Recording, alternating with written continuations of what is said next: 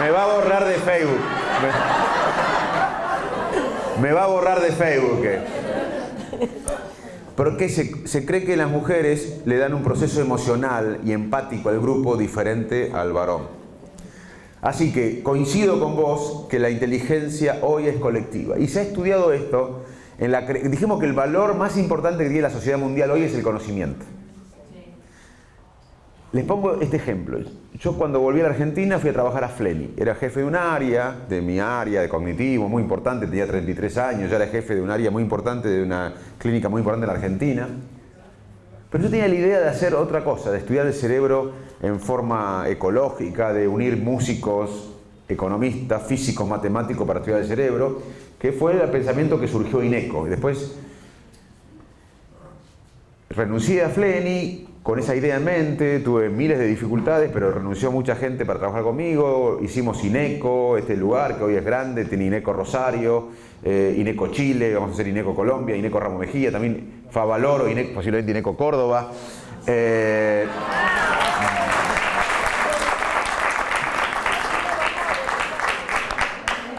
Hoy hay más de 500 personas trabajando, y no solo eso, sino que tanto en Chile como en Tandil como en La Plata se copiaron bien el modelo nuestro, y se hacen otros institutos de neurología o psiquiatría que no son INECO, pero copiaron el modelo.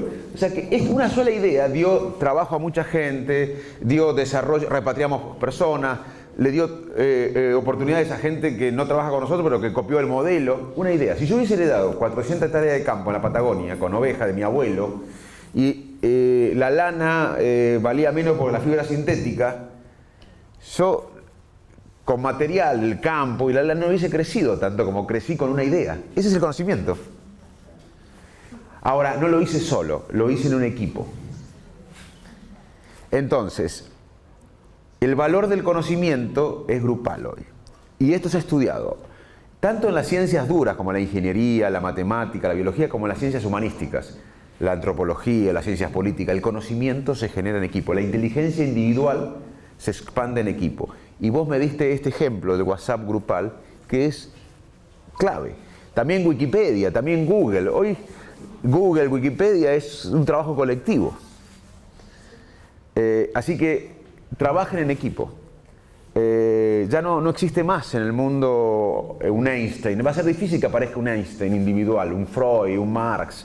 Hoy el conocimiento se genera en equipo, y vos lo has graficado mejor que yo, te diría, con tu ejemplo de WhatsApp. Así que ese es el camino. Si él se hubiese quedado solo trabajando en un problema matemático en su casa, no hubiese tenido el enriquecimiento de varios cerebros.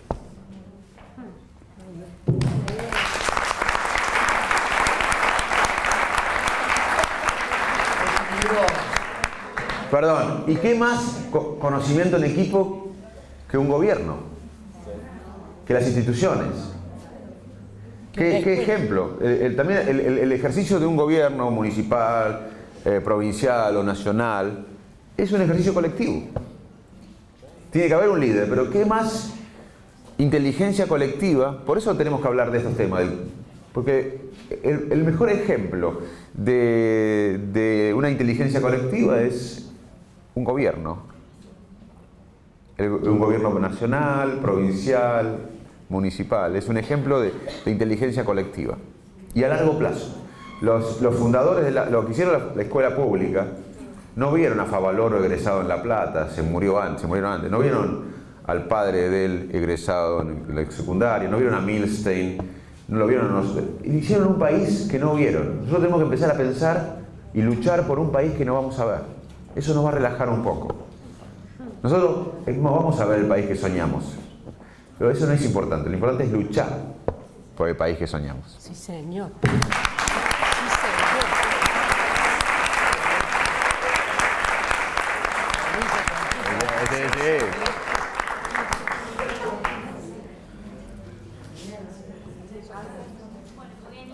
Muy bien. Bueno, yo traigo una mirada media pesimista de la escuela. Yo por ahí hace unos años decía que la escuela era una cascarita, digamos, que los chicos no aprenden, que se egresan chicos, pasan el secundario y se frustran porque se ingresan a escuelas primarias, muchos sin saber leer y escribir. Entonces creo que estamos en crisis en la escuela. Y bueno, y la pregunta era cómo usted imagina una escuela donde realmente se aprenda, se enseñe de verdad, digamos. No quiere decir que en todos, pero en la gran mayoría, o hay una crisis en la escuela que se oculta, no la reconocemos, pero sí la hay. Excelente punto y te agradezco porque coincido con vos. Y te voy a contar lo que yo pienso de qué lucha hay que hacer. Ya les hablé del conocimiento, lo importante que es el conocimiento en el mundo. Y acá en Argentina les conté que tenemos problemas. Tenemos, dije, un 25-30% de pobres, 4% de indigentes. O sea, pero estoy hablando de pobreza, que gente que come pero que es pobre. La pobreza produce un impuesto cognitivo, produce atrofia cerebral, produce no solo la desnutrición, la pobreza. Alguien puede comer pero ser pobre. Entonces tenemos un problema enorme ahí. Y dije también que nuestros hijos que pueden comer, que pueden tener estímulo afectivo y cognitivo, tienen que mejorar la calidad educativa. Ahora te voy a... que eso quise decir lo que vos dijiste, que todavía que es la lucha que hay que hacer. ¿Por qué? Hoy de 100 chicos que entran a la primaria, terminan la secundaria 38. Y de 38 la mitad solamente comprende lo que lee. Tenemos un problema enorme ahí. Tenemos los rankings internacionales. Argentina en el 2000 estaba entre los primeros de Latinoamérica en las pruebas PISA. Hoy estamos abajo de la tabla. O sea que tenemos problemas. Por eso creo que este problema se soluciona tomando la política del conocimiento como una política de Estado. Y lo que yo aspiro, te soy sincero, que lo digo muchas veces, es que como en el 83 pedimos democracia, ahora toda la sociedad pida conocimiento. No podemos...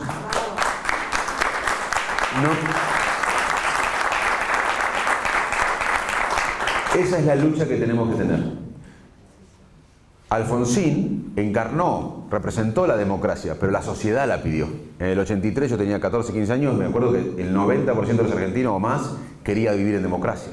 Alfonsín la corporizó a la democracia, pero había una sociedad que pedía democracia.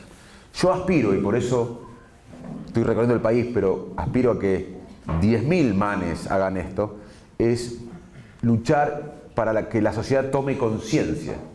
Porque la única manera que yo veo es que la revolución pase de abajo hacia arriba. Yo no aspiro a que ningún político providencial plantee esto y todo el mundo lo siga. Yo creo que es a través de las redes sociales, es a través de cada escuela, de recorrer el país, de convencer a los empresarios, de presionar a los políticos. Es la sociedad la que va a tener que pedir esto. Y ese es un poco el rol que estoy trabajando, es que la sociedad tome conciencia y exija que planteemos como principal política de Estado el conocimiento. Si no, no va a haber solución. Esto no se cambia. Todo lo que vos planteaste y lo que yo te definí con estadísticas, no se cambia de un ministerio. No se cambia de una intendencia ni de una gobernación. Se cambia con una sociedad siendo consciente de que el conocimiento y la educación es la principal política de Estado. Y yo soy optimista en este aspecto, porque Argentina, gracias a esta educación pública, que se hizo hace décadas ya, hace mucho tiempo, tiene todavía una clase media intelectual que es diferencial de otros países latinoamericanos. Otros países en Latinoamérica tienen una mayor, en proporción, un crecimiento de mayor clase media económica, pero no mayor clase media intelectual. Nosotros tenemos una clase media preocupada por esto, que por ahí está empobrecida económicamente, pero todavía es intelectual, tiene valores del conocimiento, de la educación, por lo que hicieron los fundadores de la escuela pública. Entonces yo creo que la pregunta tuya, que es muy importante, se responde para cambiar esta mala calidad educativa que hoy tenemos y que no nos merecemos. Tenemos que luchar por la conciencia de la sociedad, que la sociedad pida esto, que la sociedad realmente luche por esto. Y yo sinceramente creo que en ese aspecto vamos a estar unidos los argentinos. Los argentinos realmente estamos divididos por todo, por el fútbol, por la política, por las alianzas geopolíticas, por todo nos divide, pero esto nos tiene que unir. Así que esa es humildemente donde yo quiero poner mi granito de arena, es en generar conciencia en la sociedad, porque la única manera que esta revolución se haga es de abajo hacia arriba.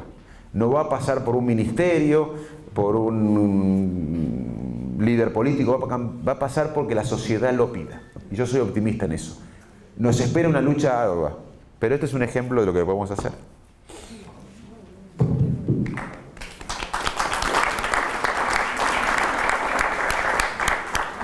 Bueno, buenas tardes. Estoy escuchando y realmente es, digamos, un canto a la esperanza. Pero la pregunta mía en relación a lo que acabas de decir, que hay una sociedad que tiene que reclamar esto, la duda es, ¿qué es primero? Porque si nosotras no podemos trabajar desde el sistema educativo, y acá me voy a referir al sistema educativo general de la República Argentina, ¿no? Con estos formatos duros que no podemos cambiar, con un docente parado al frente de una clase, con chicos de cuerpos inmovilizados. Seguimos con estos formatos que no tienen nada que ver con la realidad hoy de nuestros niños, nuestras niñas, nuestros adolescentes. ¿Cuándo la sociedad va a reclamar esto? ¿Cuándo la sociedad va, digamos, a valorar a la educación como esta potente arma de lucha contra la pobreza? ¿Cuándo? ¿De quién es esa responsabilidad?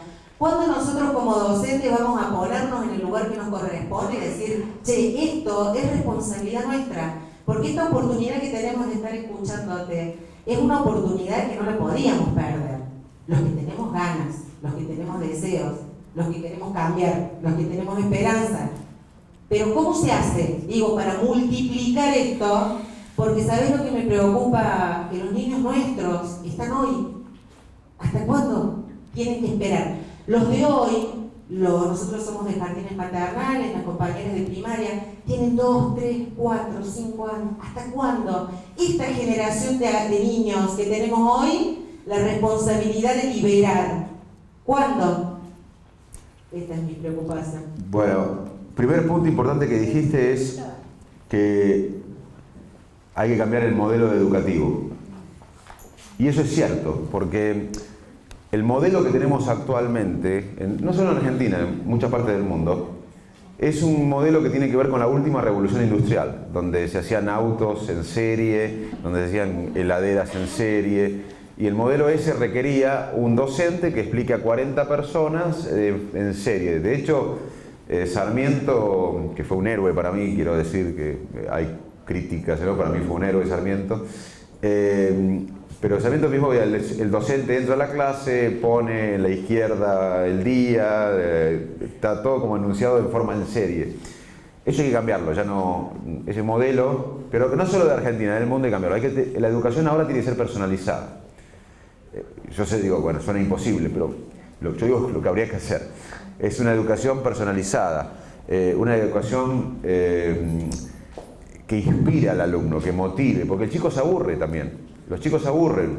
El celular inclusive ha complicado la autoridad del docente. Un chiquito ahora de 13, 14 años con un celular y 2 clics tiene más información de que el presidente de Estados Unidos cuando fue a la luna. O sea, cuando el presidente de Estados Unidos decidió ir a la luna tenía menos información que un chiquito que tiene un celular hoy acá. O sea, que ha puesto en... Entonces, los chiquitos también se aburren, los docentes se dan cuenta. Ese modelo ya hay que cambiarlo. Hay que tener una educación basada en la inspiración personal, en el ejemplo, en la motivación. O sea que sabemos que hay que hacer una educación más personalizada. Y no tanto en los datos. Los datos están en Google, ¿para qué queremos los datos? Tenemos que usar el proceso de información, tenemos que ayudar a los chicos a que presenten mejor las ideas, a que busquen la solución, que resuelvan los problemas, no tanto a la adquisición de datos. Ahora, la pregunta es, ¿cómo se hace? Yo sinceramente creo que se hace por la política. La política es la mayor herramienta de transformación social. Por eso, mi corazoncito es el que tiene Ramón, y yo creo que en mi lugar, porque me dice la gente, ¿por qué hablas de esto? ¿Por qué hablas de esto? Y bueno, mirá, si yo viviría en Noruega, donde este tema está resuelto, bueno, yo sería neurocientífico, porque puedo hacer mis experimentos, dar clases de cerebro, que es lo que me apasiona. Pero vivo en un país donde yo tengo que comprometerme a que la política tome estas banderas, que es en mi caso lo que estoy haciendo. Y yo aspiro, sinceramente, que los políticos en el futuro se sientan presionados para hacer esto por todos nosotros y que esto aumente. Y si no, vamos a tener que meternos nosotros a hacer esto, desde la política. Pero yo soy optimista, es dura la tarea, vaya a requerir años y décadas y quizás no lo vamos a ver, pero soy optimista porque hay una sociedad que quiere esto, que es una sociedad, no le podemos pedir a los pobres, a los marginados que piensen esto, porque un cerebro pobre solamente piensa en qué va a comer en el día, en dónde va a dormir y cómo va a resolver el tema del frío. El cerebro pobre, lamentablemente, en ese aspecto tiene un impuesto, porque solamente piensa en lo inmediato. Pero el resto de la sociedad está empezando a pedir esto. Está empezando, yo lo veo en las redes sociales, lo veo cuando voy recorriendo el país. Bueno, tenemos que seguir luchando, es una tarea dura, quizás no lo vamos a ver, pero la otra es resignarnos. La otra, quizás Martin Luther King nunca se imaginó que se iba a abolir la esclavitud, y no solo pasó eso, sino que décadas más tarde hubo un negro presidente de Estados Unidos. Entonces, quizás Mandela, cuando estaba en la cárcel, no se imaginaba que iba a ser libre algún día, que se iba a morir en la cárcel, pensaba. Y no solo que fue libre, sino que fue presidente de Sudáfrica. Entonces, nosotros tenemos que empezar a pensar que esto tiene que ser absorbido más y más por la sociedad. Quizás no lo vamos a ver, te reconozco esa parte, pero tenemos que luchar por eso. Si no, estamos muertos en vida. Tenemos tiempo para una última pregunta, desde la organización. Esa es la bandera de la nuestra. ¿Qué tal? Buenas tardes. Mi pregunta un poco tiene que ver con, ya se adelantó mi compañera cuando hablaba de esto de las instituciones, ¿no? Soy directora de una escuela y creo fervientemente que más allá de la política de Estado que necesitamos una revolución desde lo institucional. Totalmente. Creo en ese cambio desde lo institucional, que ahí podemos hablar de este cambio social. El cambio social, la institución es esa parte de la sociedad donde vemos todo lo que pasa en la sociedad, entra todo. Y por lo tanto, ahí debemos, creo, producir el cambio. Escuchándolo recién lo que decía del tema de la pobreza y el tema de justamente esto de pensar en qué comer mañana, mi particular forma de verlo, de acuerdo a mi propia vivencia, yo empiezo a ver que justamente en esta pobreza empieza a haber ansias de educación y de conocimiento.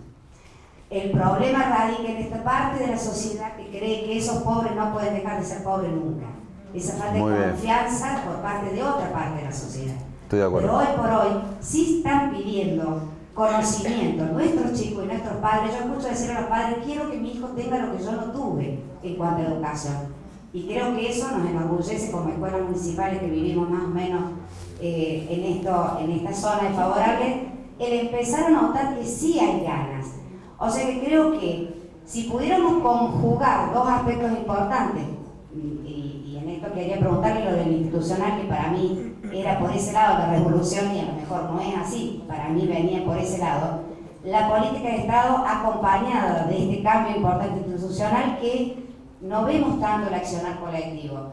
Nos cuesta todavía trabajar en equipo, nos cuesta todavía que el conocimiento circule, nos cuesta dejar lo individual de lado, y si por ahí puede ser uno de los cambios importantes, esta era la pregunta, en poder mover el conocimiento desde lo institucional, desde otro lugar. O sea, estas capacitaciones institucionales, más que una capacitación, por ejemplo, cada tanto, realmente hay gente que no va a volver a trabajar juntas, por ejemplo. Miren, sí, coincido con tu punto y es complementario con lo que venimos hablando. Yo les quiero dejar este mensaje desde el cerebro, desde la neurociencia. Porque en el fondo, como dije antes, la educación es una conexión entre cerebros. El cerebro humano aprende solamente de tres maneras, repito esto. Cuando algo nos inspira, cuando algo nos motiva y cuando algo nos parece un ejemplo.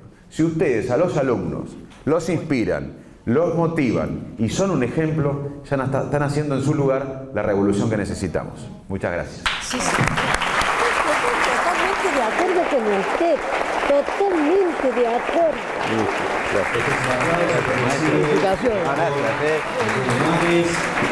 Salió bien, ¿no? El valor del conocimiento. Este, el nombre tiene que de la ser Municipalidad el de eje, Córdoba, el eje, porque si nosotros vamos con lo que hizo Alfonsín en el 83 fue agarró un tema que la democracia y nosotros sigamos con la democracia, ya está Alfonsín. Si vamos con la apertura económica, ya Menem. El tema este es nuestro, del grupo este que hablamos, ¿o no? Muy amables, gracias por acompañarnos. La movilidad social ascendente para poder que el común lo entienda. Pero eso mañana lo hago, pero tengo que hacer el grupo nuestro. Y la historia nuestra. Claro. Bienvenido a nuestra escuela. Ya, no puedes caer. Rubén, ¿no? ¿Te gustó? Me encanta.